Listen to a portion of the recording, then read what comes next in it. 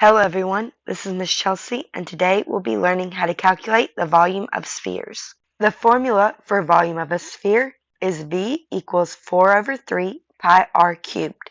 V stands for volume, pi can be approximated as 3.14, and r stands for radius. Remember, the radius is the distance from the center to the outer edge. For a sphere, it is the same in all three dimensions. That is why we cube the radius in the formula. Let's try a couple of examples. On the left-hand circle, you see that the distance is measured from the center to the outer edge. This means that the radius is 2 centimeters. We can plug this into the formula for volume of a sphere. V equals 4 over 3 times pi times the radius cubed.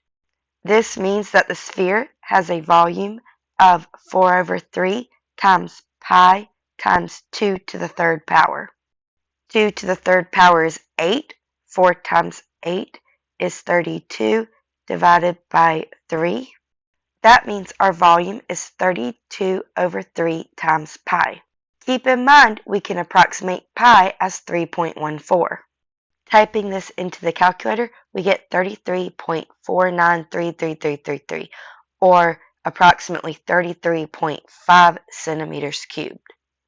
Now let's look at the sphere on the right. Notice how the line goes from one side to the opposite side. This means that 7 inches is our diameter. In order to turn the diameter into the radius, we need to take half of it. So half of 7 is 7 over 2, or 3.5. Now, let's use our formula for volume of a sphere. V equals 4 over 3 times pi times the radius cubed to get our answer. Plugging in what we know, we have 4 over 3 times 3.14 times 3.5 to the third power. Multiplying this out, we get 51.28666 and so on, or about 51.3 cubic inches.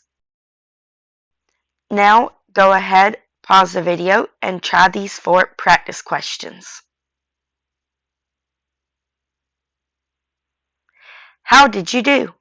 For the top left, you should have gotten 523.3 cubic meters. For the top right, you should have gotten 1,766.3 cubic centimeters. For the bottom left, you should have gotten 2,143.6 cubic inches.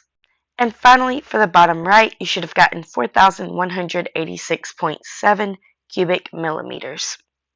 Make sure you pay extra close attention to whether you are given the radius or diameter.